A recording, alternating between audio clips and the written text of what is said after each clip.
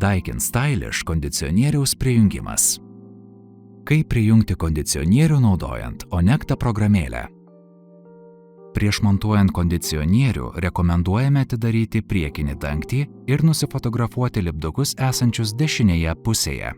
Šie lipdukai bus reikalingi įdiegus programėlę.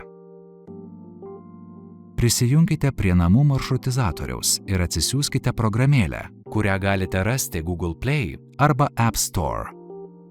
Atsidarius Onecta programėlę, užsiregistruokite. Tai galima padaryti naudojant Google, Facebook ar kitas paskyras. Prisijungus prie paskyros, pradžios skiltyje rasite pasirinkimą Sukurti naujus namus. Įrašykite pavadinimą ir toliau spauskite mėlynai pažymėtus laukelius.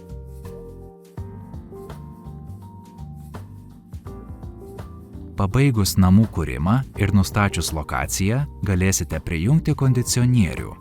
Tam padaryti, spauskite, įtraukite savo pirmąjį bloką. Esant keliems blokams, šiuos žingsnius kiekvienam blokui reikės atlikti atskirai.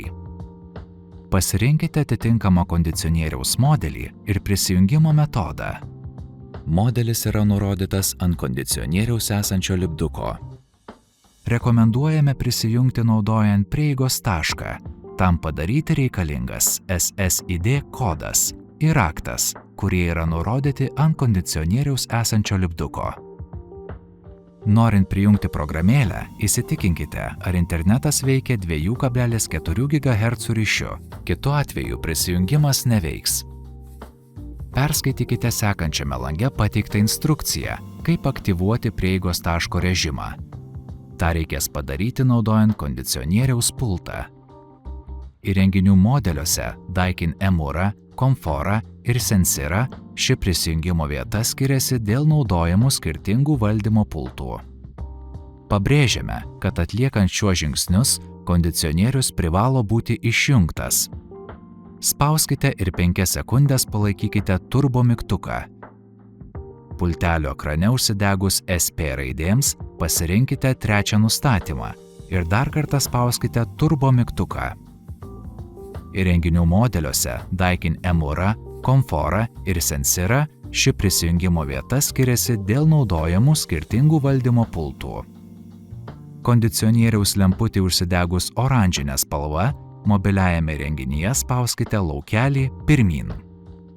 Pasirinkite tinkamą kondicionieriaus modelį ir įveskite raktą nurodytą ant kondicionieriaus esančio lipduko.